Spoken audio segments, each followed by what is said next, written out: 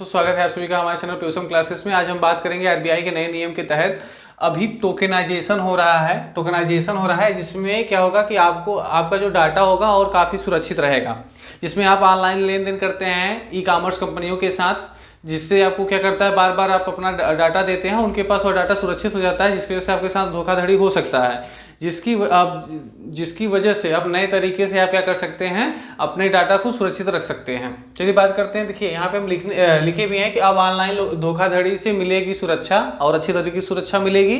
देखिए अब मतलब कि सुरक्षा तो रहेगा ही, एक तरीके की सुरक्षा रहेगा, लेकिन ऐसा सख्त ताला बना नहीं जो चोर तोड़ ना पाए, मन में होगा। लेकिन हाँ, इसे सिक्योर किया जा सकेगा कि ऐसे आलतू फालतू ना ले लें, और अगर बड़े मुहिम में किया जाएगा तो वो अच्छे तरीके से पकड़े जा सकेंगे। इसलिए अब आपका डाटा सुरक्षा बहुत ज़रूरी है। डाटा सुरक्षा जरूरी रहेगी तभी आप अच्छे से काम कर पाएंगे, नहीं तो पता चली आज आपके बैंक में पैसा है, कल उड़ गया, अन्य चीज़ें कोई आपकी ऐसी कोई सबके पास गैलरी में कुछ ना कुछ फ़ोटो होती हैं, वो शेयर हो सकती हैं। आपके मोबाइल में कुछ अच्छी चीज़ें ना हो, उसे शेयर किया जा सकता है। मतलब आपका डाटा सुरक्षा बहुत ज़रूरी है, जिसकी वजह से या सबसे ज़्यादा डाटा सुरक्षा में बैंकिंग सिस्टम बहुत अच्छा, मतलब कि बहुत कड़ाई से काम करना चाहिए, क्योंकि अगर उसमें डाटा लीक होगा तो फिर आपका नुकसान या किसी का नुकसान बहुत ज़्यादा हो सकता है।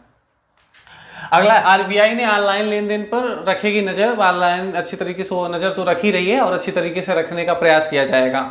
अगला सेकंड है, हर ऑनलाइन लेन देन पर आपको देनी होगी अपने कार्ड की जानकारी। अब जानकारी पहले क्या होता था कि आप अपना एक कार्ड देते थे, कार्ड पर जो नंबर लिखा होता था, सीवीवी नंबर, अपना जो कोड होता है 16 अंकों का, उसे आप देते थे, और देने के बाद क्या हो जाता था, सीवीवी नंबर देते थे, एक ओटीपी आती थी, आप दे देते थे, और वह पैसा क्या हो जाता था, उनके पास ट्रांसफर हो जाता था। फिर वो जो आपका 16 अंक का कोड है और सीवीवी नंबर, वो क्या हो जाता, सेव हो जाता था। अच्छा, सीवीवी किसी में नहीं सेव होता था, सीवीवी नंबर डालना पड़ता था, फिर बाद में वो 16 अंक का जो कोड होता था वो उसी में रहता था, जिसकी वजह से आपके डाटा लीक होने का बड़ा खतरा था। लेकिन अभी नए में क्या हो गया, नए में उन्होंने क्या किया, टोकेनाइजेशन जारी किया। अब जान देते हैं कि यहाँ पे हेडिंग लिखे हैं क्या है टोकेनाइजेशन। तो टोकेनाइजेशन में क्या होता है, देखिए जैसे ये मान लीजिए आपका एटीएम हो गया, ठीक है, ये एटीएम हो गया आपका, कुछ इस तरीके से, इसमें 16 अंक के कोड दिए रहते हैं।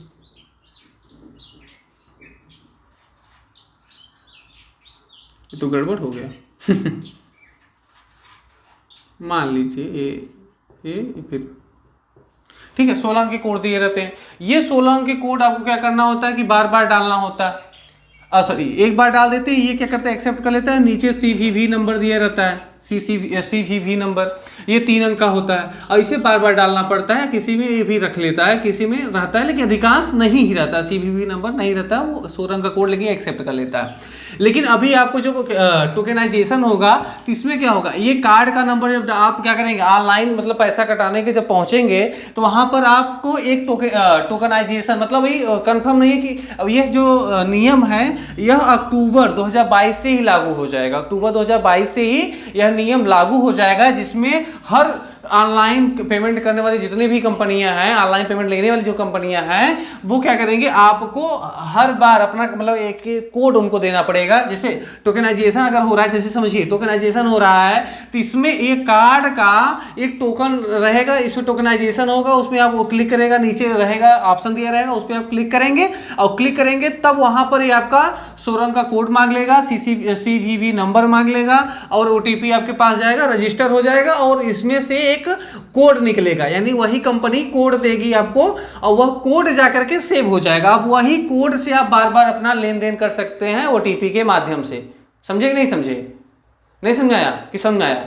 देखिए फिर से एक बार आपको समझा देते हैं कि जो 16 अंक का कोड है, यह कोड आप जब क्या करेंगे, सेलेक्ट करेंगे वह ऑप्शन टोकनाइजेशन का। अगर आप डायरेक्ट पेमेंट करना चाहते हैं तो कोई दिक्कत नहीं है, आप तब भी कर सकते हैं, लेकिन अपनी डाटा की सुरक्षा के लिए आप इसका प्रयोग कर सकते हैं। इसमें आप अपना 16 अंक का कोड डालेंगे, मतलब इस ऑप्शन चुनने के बाद फिर उसमें अपना इस जो भी प्रक्रिया होता है उसको अपनाएंगे, तो वहां से ई कॉमर्स कंपनी या जो भी मर्चेंट रहेंगे वो आपको एक ऐसा कोड दे देंगे, ऐसा एक टोकन दे देंगे जिसके माध्यम से आप आने वाले समयों पर यह पैसा कटा सकते हैं। यह जो टोकन होगा सिर्फ उसी कंपनी का, वही कंपनी केवल पैसा काट पाएगी जब आपकी इजाजत होगी। ऐसा नहीं कि हमेशा वो काटती रहेगी, जब आपकी इजाजत होगी। इजाजत कैसे देंगे? ओटीपी डाल करके, ठीक है।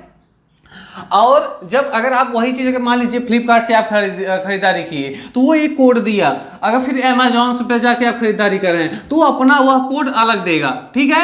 फिर आप अगर मंत्रा पे जाकर के काम कर रहे हैं तो वह अपना कोड अलग देगा। फिर मीशो पे आप जा रहे हैं तो उसका काम वह अलग देगा। मतलब हर जितने भी ई कॉमर्स कंपनी है, जितने भी मर्चेंट हैं, उनके पास जो भी टोकन का बनवाने आप जाएंगे, हर जगह पर उसका जो कोड रहेगा वो अलग अलग निकलेगा। इसी एटीएम का अलग अलग कोड रहेगा। जब अलग अलग कोड रहेगा तो यह जो कोड दिया रहेगा, कौन दिया रहेगा? कंपनी दिया रहेगा। और यही कोड उसमें सेव रहेगा आपके ब्राउजर पर या ऐप पर। अगर कोई धोखाधड़ी आपके ऊपर किया तो दूसरा कोई उस टोकन से पैसा नहीं निकाल पाएगा। बाद में समझ में आया कि नहीं आया? मतलब कि अगर भैया हमारे पास कोई ऐसा एटीएम है, अगर मान लीजिए कि हम किसी का हम एटीएम पा गए हैं, वह मेरे पास एटीएम है, तो हम अगर उसका धीरे धीरे करके अगर पासवर्ड जानना चाहें, उस व्यक्ति से ही मिलजुल करके पासवर्ड जाने, तो हम तो उनका धोखाधड़ी कर ही सकते हैं। लेकिन उसी एटीएम का 2 कॉपी हो, जो वह व्यक्ति जैसे मान लीजिए कहीं से पैसा निकाल रहा है और वह दिया हो कि भैया आप इस एटीएम को मत लाइएगा, है टोकनवा को जो हम दे रहे हैं इसी को लेते आइएगा, इसी को दिखाइएगा ना, तो हम तुम्हारे पर्चों में से पैसा काट लेंगे। हम ही काट पाएंगे, दूसरा नहीं काट पाएगा। समझे नहीं समझे? दूसरा कोई काट नहीं पाएगा, पर्चवा पर का पैसा हम ही काटेंगे। जैसे अगर दुकान पर आप जाते हैं कोई सामान खरीदने के लिए, तो सामान जब रसीद आप वहां से बनता है तो देते हैं, तो क्या आप दूसरे दुकान पर भी कपड़ा का दुकान, अगर कपड़ा की दुकान पर से आप सामान लिए तो किसी एक मान लीजिए ए व्यापारी के यहाँ से आप लिए, और बी व्यापारी के यहाँ अगर जैसे वापस करना तो बी व्यापारी के पास जाएंगे देने के लिए? नहीं ना, नहीं होता है ना। ठीक उसी तरीके से हम आपका डिटेल ले लेंगे, अपने तरफ से आपको एक ही टोकन जारी कर देंगे कि भैया ही लो, इसी टोकन पे तुम्हारा सारा जो है सिस्टम अपलोड है। इस टोकन आपको अब बार बार कार्ड की जानकारी नहीं देनी है, और जो सेव है आपके ब्राउजर पर वो भी वो टोकन का सेव है, न कि आपका जो है एटीएम का पासवर्ड वो नहीं सेव है। तो वह जो कोड है उसी कोड से वह व्यक्ति क्या करेगा? पैसा काट लेगा। लेकिन अगर उस कोड को हम लेके जाएंगे दूसरे दुकान पर तो वह एक्सेप्ट नहीं करेगा। अगर उसी दुकान पे लेके जाएंगे, मान लीजिए हम पा गया, हम लेके गए, तो फिर भैया ओटीपी कहां जाए? ओटीपी तो लेगा ना, ओटीपी कहां जाएगा? ओटीपी तो हमारे पास आएगा नहीं। तो इस सुरक्षा को लेकर के देखने के लिए मतलब कि वो तो बाहर कहीं और कटेगा नहीं, केवल वह ऐप काटेगा या वह ई कॉमर्स कंपनियां ही काटेंगी। तो ई कॉमर्स कंपनियां क्यों ऐसे आपका पैसा फालतू काटेंगी? उनके पास भाई पूरा डाटा रहता है ना, तो ऐसे फालतू आपका कैसे पैसा काटेंगी? इस बात को हमें लगता है आपको बहुत अच्छी तरीके से समझ में आ गया होगा। अगर यह हमारा प्रयास आपको अच्छा लगा हो, यह बात आपको अच्छी तरीके से अगर समझ में आ गया हो, तो हमारे चैनल को अगर आप पहली बार देख रहे हैं तो सब्सक्राइब कर लीजिए, साथ ही हमें शेयर कर दीजिए, इस वीडियो को शेयर कर दीजिए, और अगर अच्छी लगे तो भैया लाइक तो एक तो बनता है ना, लाइक कर दीजिए। और